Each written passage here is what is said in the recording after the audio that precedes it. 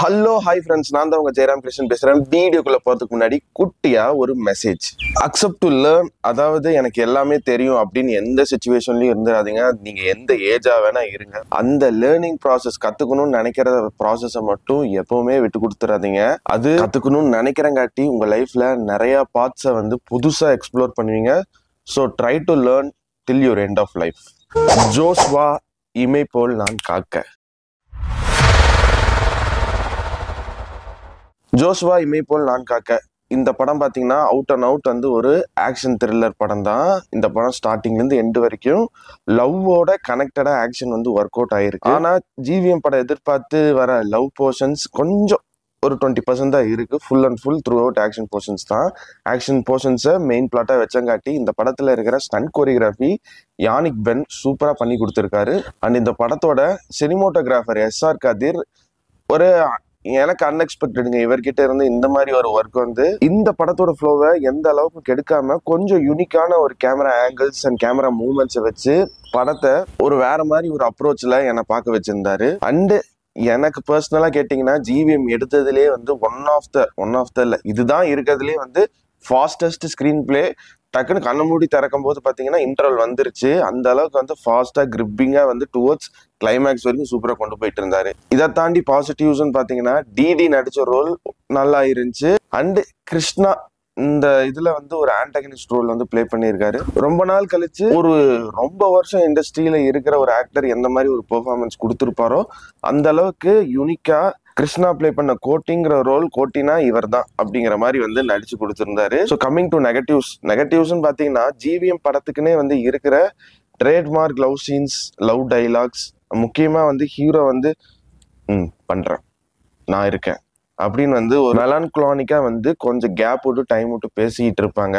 அதெல்லாம் இந்த படத்துல இருக்கிற கதைக்கு சுத்தமா ஃபிட் ஆகவே இல்லை. கொஞ்சம் வேற மாதிரி ட்ரை பண்ணியிருக்கலாம். ஆக்ஷன் சீக்வன்ஸ் சூப்பரா இருக்கு. பட் அது எல்லாமே வந்து பாத்தீங்கன்னா எனக்கு வந்து பர்சனலா இந்த படத்துல வேற யாரோ ப்ரோட்டகனிஸ்ட் போட்டு இன்னுமே கதைக்கு டைலாக்ஸ் இன்னுமே வந்து ஏதோ சின்ன பசங்க வந்து மனப்பாடம் பண்ணி பேசுற மாதிரி வந்து இருந்துச்சு படம் பார்க்கும்போது.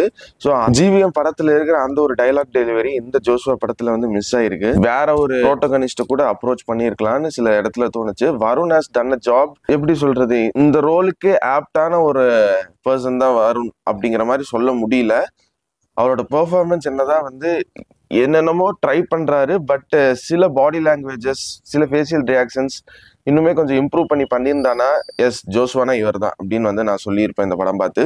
அண்ட் ஜிவிஎம் படங்கள் எடுத்துக்கிட்டீங்கன்னா அது என்னதான் என்னை நோக்கி பயம் தோட்டா, அச்சமென்பது மனமேடா வந்து கொஞ்சம் ஜிவிஎம் எடுத்ததுலேயே ஒரு அண்டர் ரேட்டட் படங்கள்லாம் இருந்தாலும் அதுல வந்து கேரக்டர் டெப்த்ன்னு பார்த்தீங்கன்னா கொஞ்சம் ஏதோ லாஜிக் மிஸ்டேக் எல்லாம் இருந்தாலும் அந்த டெப்த் வந்து நல்லா கொடுத்துருப்பாரு. இந்த கேரக்டர் இப்படிதான் பேசும், இப்படிதான் பழகும், இதுக்காக என்ன வேணா பண்ணும் அப்படிங்கிற ஒரு டெப்த் இருக்கும். இதுல எடுத்தோம் கவுத்தோன்னு வந்து டப்புன்னு வந்து சுடுறாருங்க.